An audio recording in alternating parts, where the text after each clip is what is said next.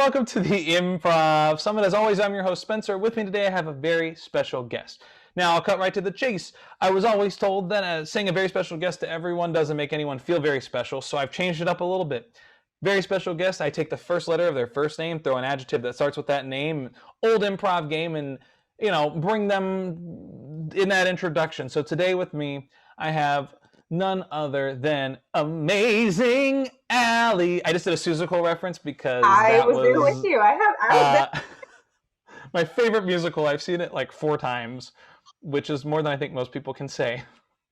I was on costume design in high school for it, which is, I'm sure, how most people know my name. But it was a blast. Real big blast. A lot of sequin vests. Horton is a dream role of mine. So if you're watching and you're doing Horton, Seussical, cast me as Horton, please. If I'm, a gun is pointed to my head and they're like, you're auditioning for a musical, my audition song is Notice Me, Horton. Great song. Perfectly in my range, and that hides the fact that I can't hit a high note. There you go. Yeah, unlike the one-feathered tail of Miss Gertrude McFuzz. There she was. I'm a much better singer than that in real life. Just not on Zoom. I don't know. Yeah, I've used Alone in the Universe, but it's an overdone song, so I stopped using it. And so now I don't have Seussical. I should start just doing like the most like obscure song. It's like I'm gonna do what's the mayor song, the General Genghis Khan Schmitz. I'm just gonna do that song now for audition. Like, can I just do overtures? So I'm just like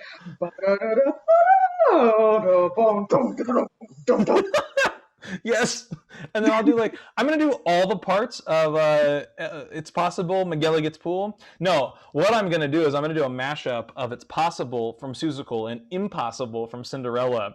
Put them together, and it'll be impossible. It's possible, impossible. God, what a dream that would be. Trademark. That mashup is. I'm claiming it. No one else can take it. All yours. Can't take it. Then it would just be called It's. It could be called It's Impossible. It's possible. Anyway, I would love to keep talking about musical theater because that is where my life lives. My life lives in musical theater. That's the phrase. That's what I meant.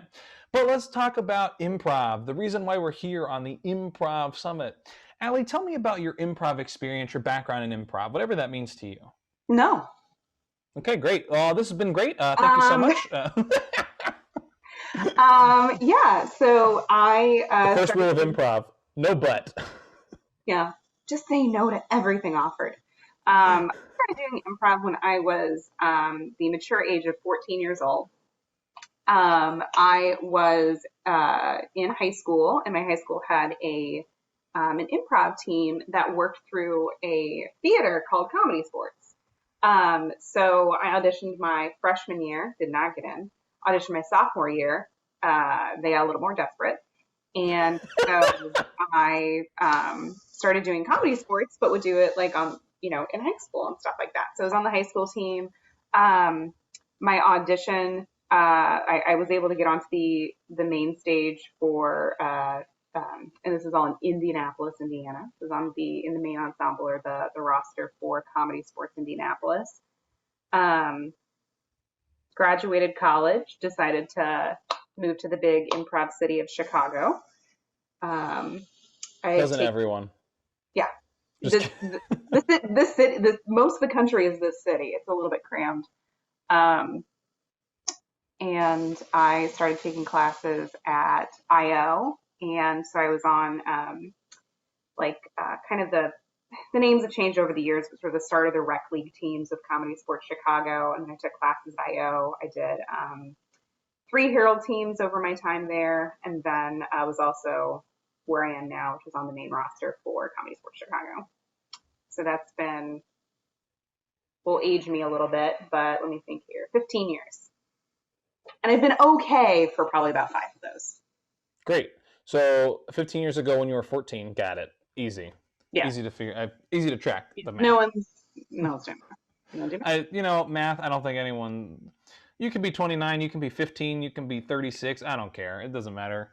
Doesn't matter. Everyone can do improv. That is true. That's I that's I absolutely believe in that. I have done some of the best improv with like 8-year-olds, and then I've also done it with they're so good. grown adults that do it for a living, and you're like, stop. Yeah. So Yeah. I true like I'll be age honest. really does matter.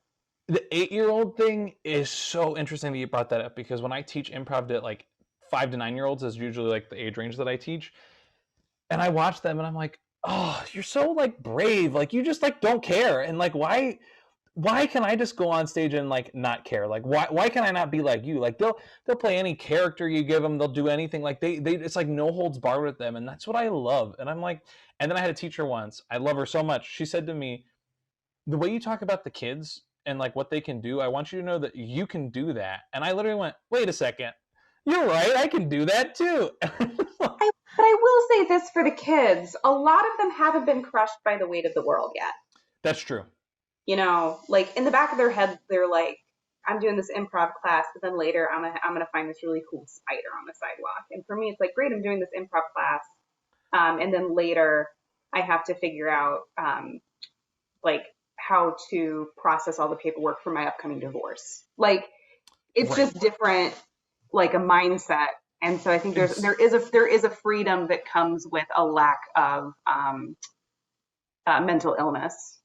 Yeah, there's a story that I think I may have told on this show before, but it's just so funny.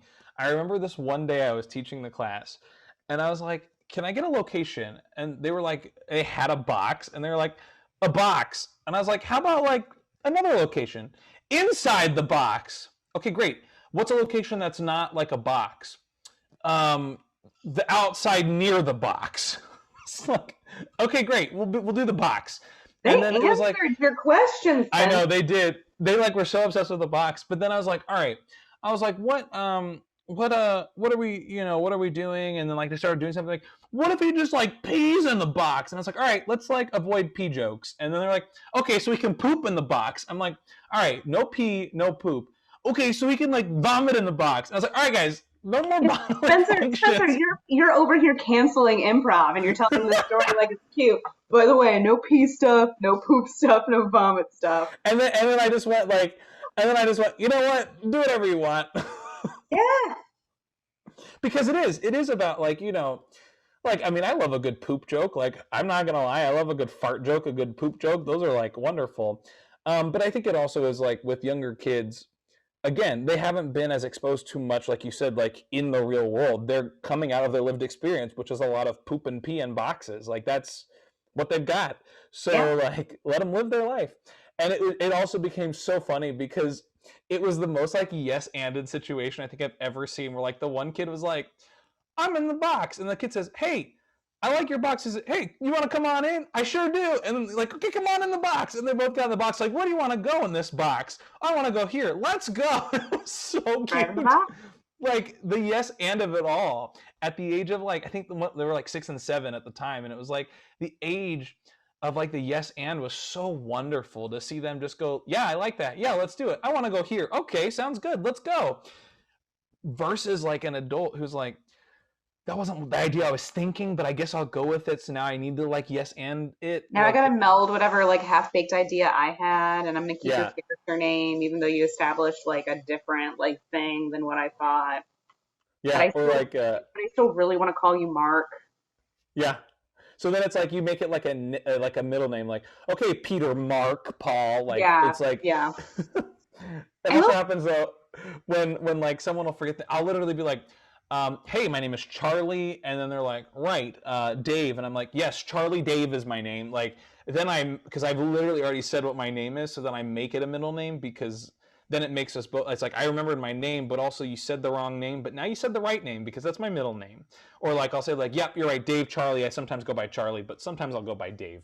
Like, and I think that that's a great way to like yes and oopsies in a I way of also like just names. I also just like saying, "Oh, sorry, I'm bad with names."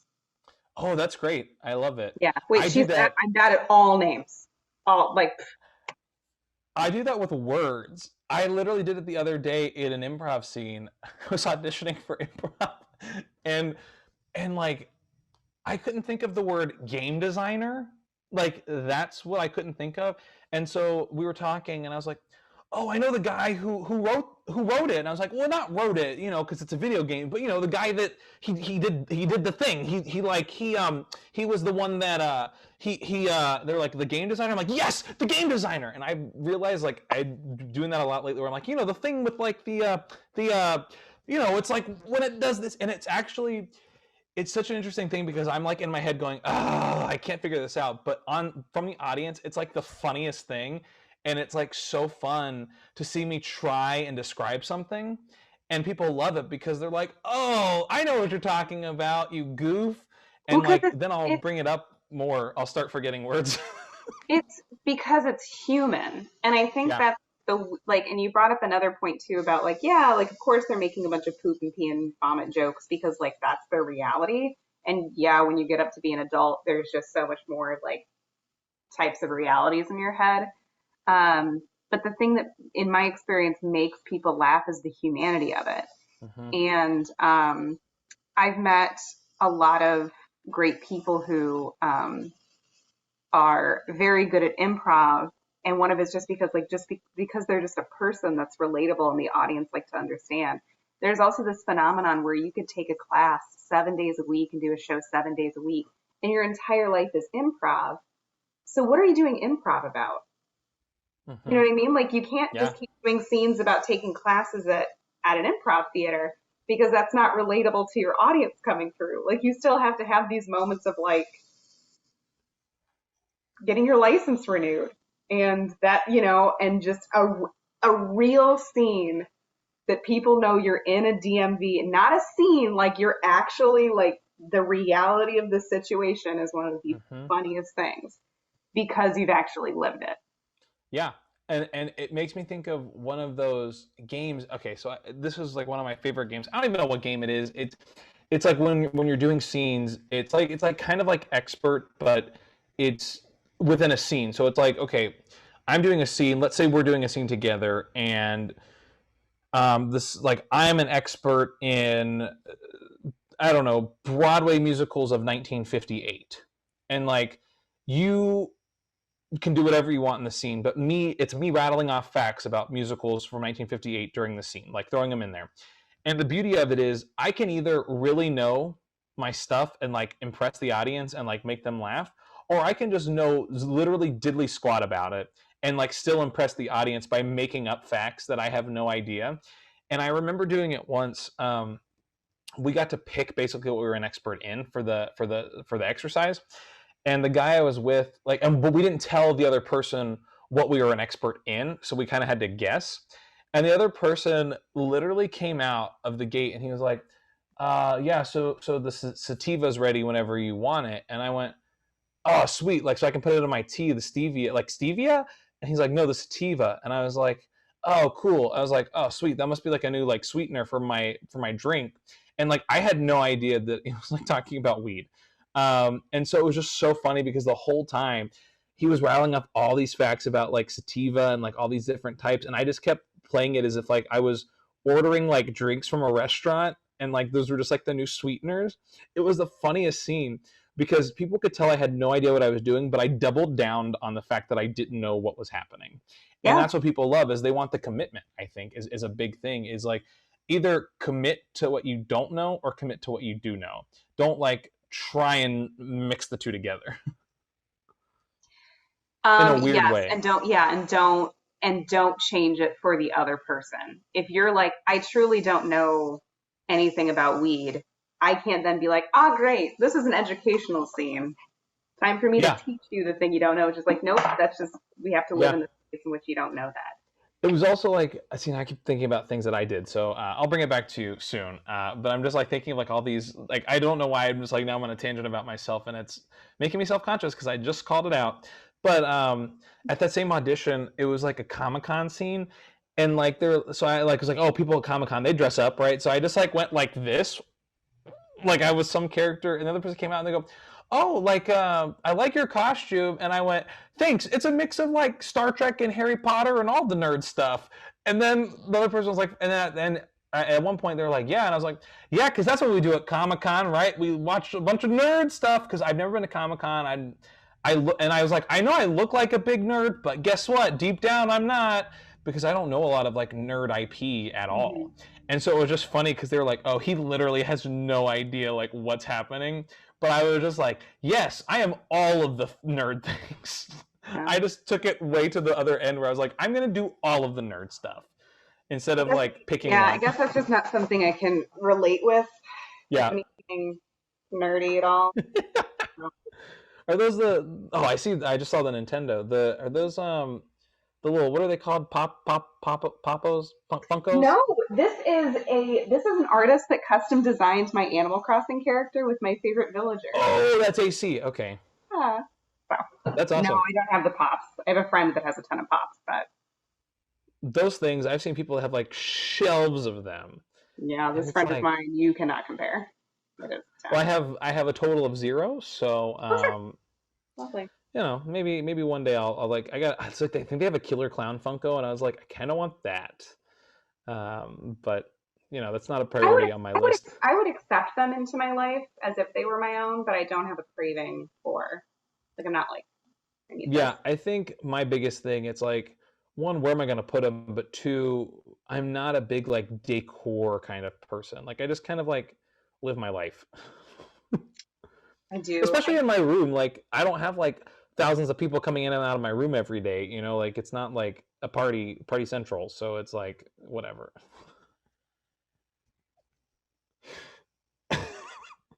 That being said, let's move on to the next question. I don't that whatever. That It's was probably a healthier choice. Oh yeah, I mean, especially now. I think the thought was Oh, yeah. like, just in general, I like to be left alone. um, I'm very much the same.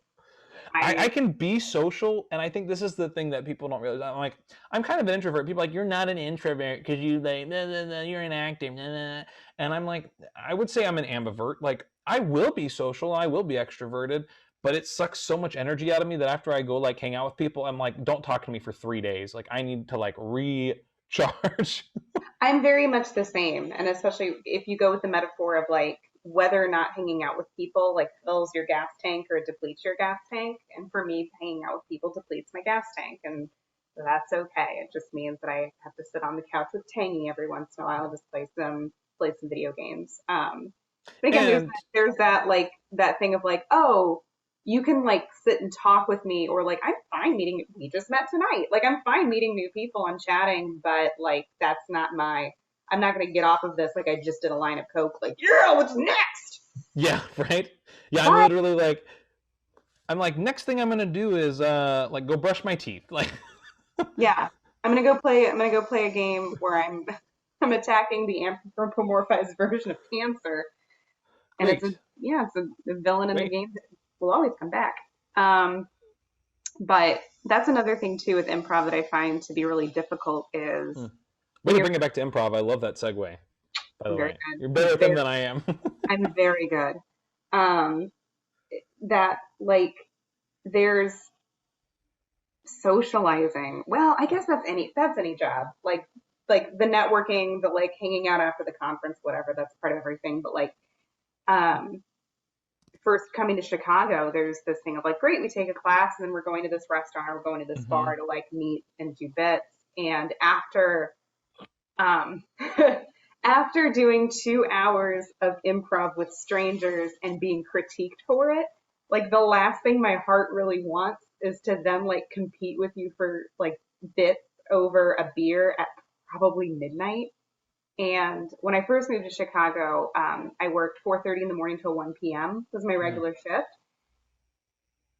That's tough when you're like, hey, sorry guys, I gotta go. I have work in 3 hours. Like, Yeah.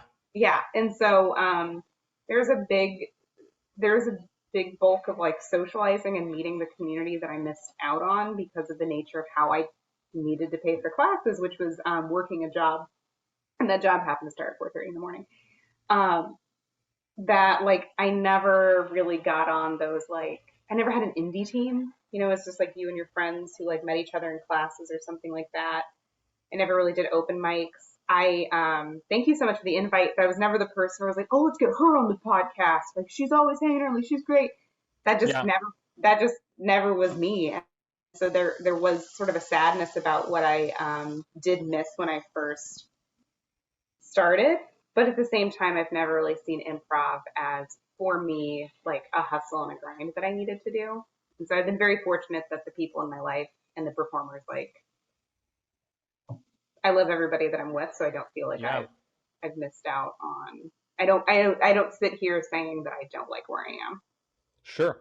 And I think that also goes to one thing that I know is big for me is like everyone kind of knows their like, or in theory, knows their limits as far as like what they can handle, what they can't handle.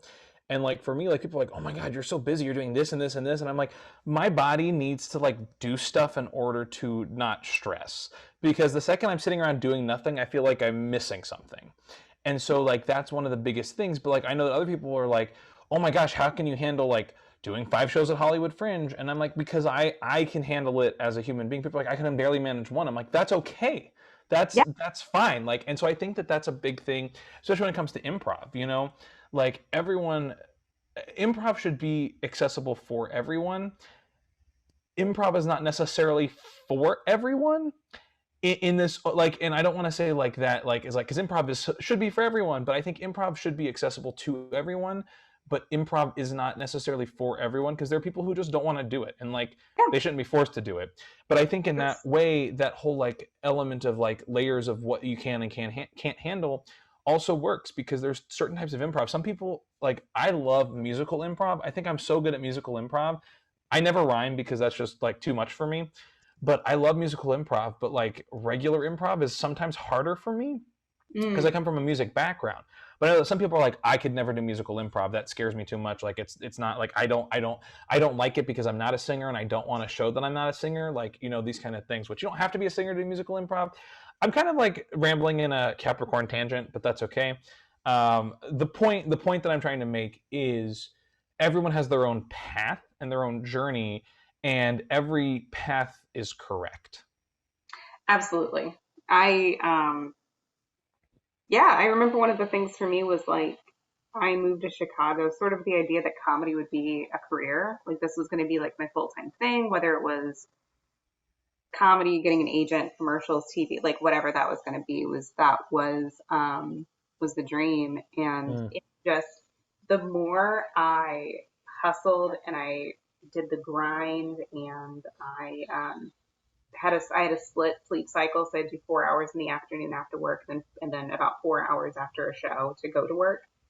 Um, so it might have been in a sleep deprived days that I had this revelation, but like the more I tried to force something to sustain me, the less it did. And I just realized that like I enjoy doing improv. I not like the way I do it because it's like no, like you do it the way like for an audience, but Right. like it. Um, I didn't. I did like the IO showcase. So like you do a few characters, and Hmm. then it's one of those like then they like go from like 200 people, however it was, to like 10 people, then the 10 to 5, then Lord Michaels rises out of the ground, Somehow, launches you. Yeah, miraculously. yeah, yeah. Seth Meyers is just like in the booth like a Muppet. And I did my 3 characters or whatever it was, and I got great feedback on it from the people doing it. And at the end, I went, "Oh, I hated that. I don't like writing for myself.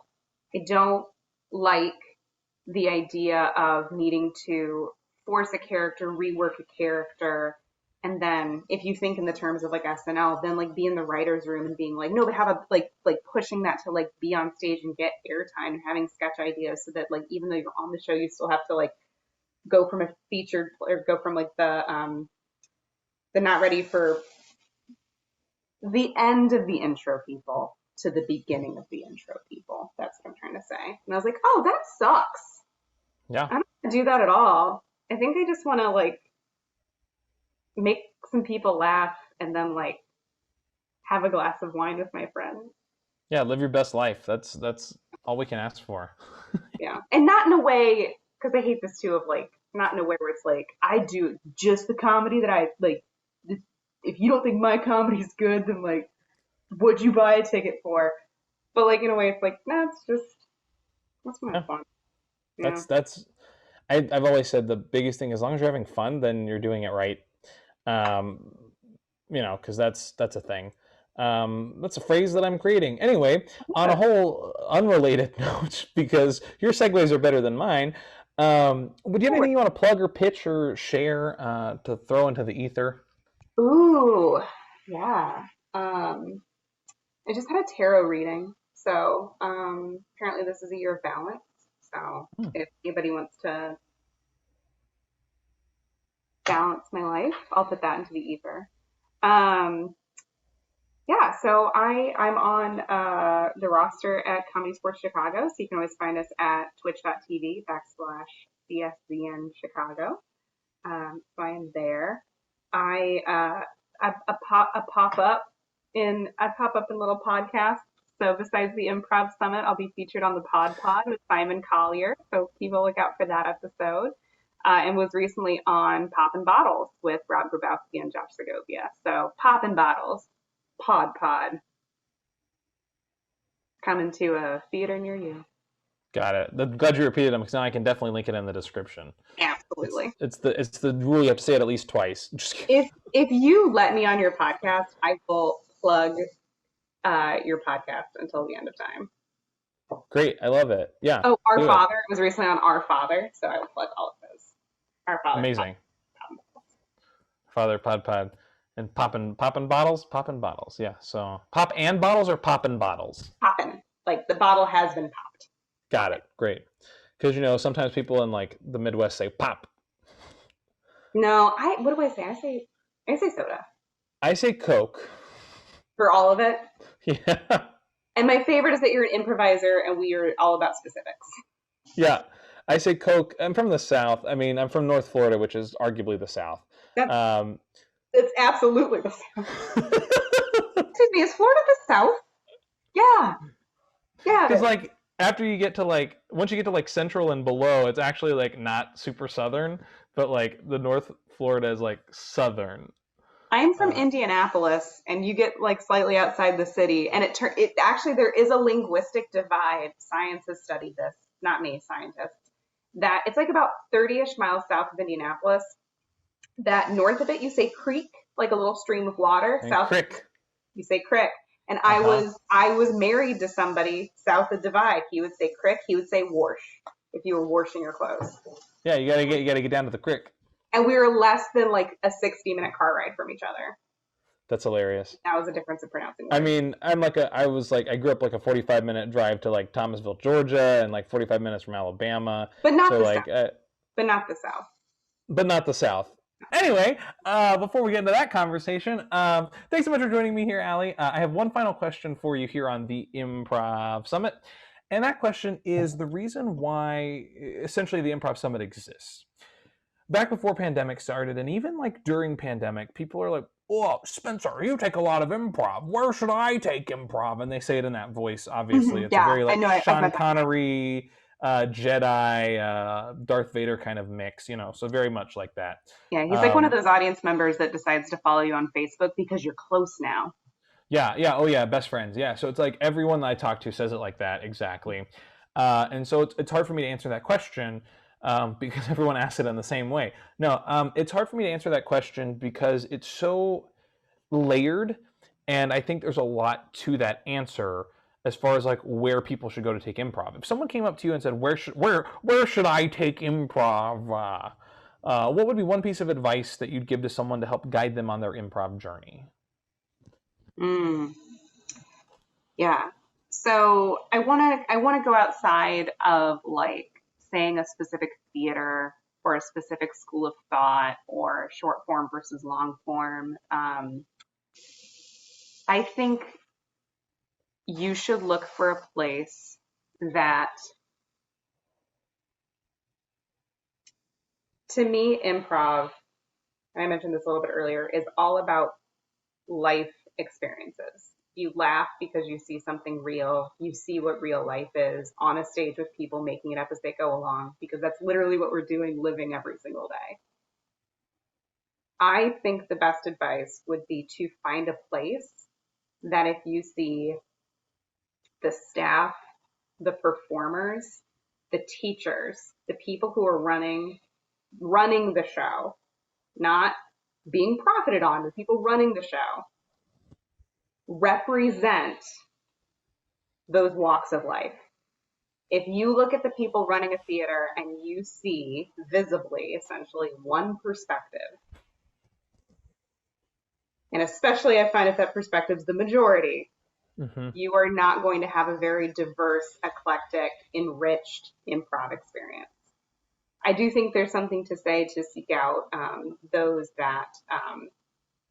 theaters that would be in the minority, because I think that is a voice that isn't amplified. So I don't want to say this in the same breath of saying like as long as all of them are all like, you know, equal in that same standpoint, but like look for the voices that are ones that you don't always hear, because that's the life perspective that you need to learn to carry on stage with you. And even if it's not you, it's somebody else that's bringing it to you. And to me, I think that would be where I would start, is finding a theater that the people who are owning, running it, and teaching it represent diversity and represent what life is. That's great. That's great. That's a perspective that's not often talked about, but is very much a necessity to think about. Because as we know, improv is all about bringing life experience and bringing the diversity of your own perspective into it. And the more perspectives that we have, the more diverse and the more cultural and the more experienced and the more exciting improv is, because we get new scenes, new players, new improvisers, new audiences, and that's just what makes it so great, to just continue to expand what it means to be an improviser. And so I love that. I think it's great. I think that's a great advice. Well, Allie, thank you so much for joining me here on the Improv Summit. Before you go, I said that was the last question I had for you, but as always on this show, I am a huge liar. Like Jim Carrey, I'm a liar. And so I do have one more question for you. And that question is, I know, it's been a long night. I laughed at my own joke and it wasn't even that funny. It wasn't even a joke, but... Because it's been long. But the question I have for you is, we've been talking a lot about improv. You want to do some improv? I'll do some improv. All right, let's do it. All right, let's do some improv. Allie, what I need from you is the answer to this question. Would you like a location, a relationship, or a word? Relationship. Great. I'm going to give you two, as I usually do with these, and you pick which one you want to go with. Okay. These suggestions are a university dean and a professor, or Mario and Koopa. I mean, do you have an idea which one I'm going to pick? I mean, I think I know which one you're going to pick if we haven't already talked about it. Great. Mario and Koopa. Great. All right, let's do it. Who would you like to initiate the scene? Ooh. I will. Great. Thank you, Mario and Koopa.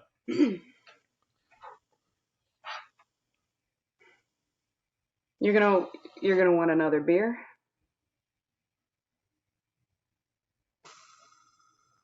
Yeah. Okay.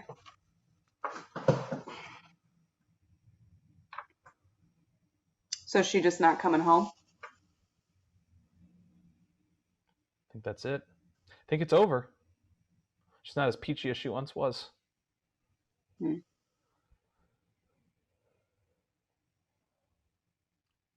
Yeah.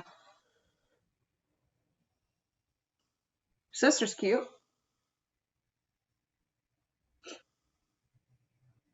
Yeah. Yeah, but it just reminds me too much of her. I didn't finish the other one, but I'm going to finish this one too. Yeah, do both.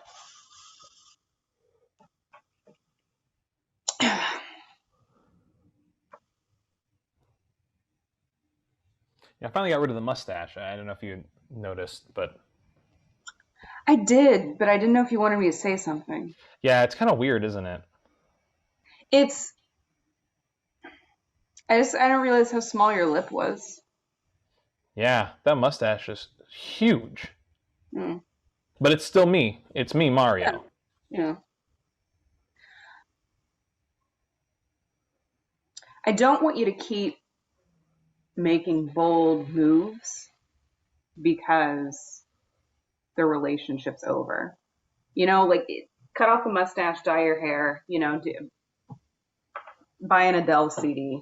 But if I just had invincibility, like to last longer than 30 seconds, that would be really helpful, I think. And I'm good tonight with the 4 drinks. I don't want to see you here next week again and again. You know what I mean? I've seen too many people come through here and take one you know, block in their life and turn it into the biggest obstacle. That's great advice. Because hey, I think I'm. Oh no, go ahead. No, I didn't want to jump on your head, step on your toes. Oh no, it's totally fine. I was just gonna say I think I'm gonna head out. How are you getting home? I'm gonna take the car. You want to race me? Yeah, I do. All right. Well, let's get over there. I'm gonna get first place.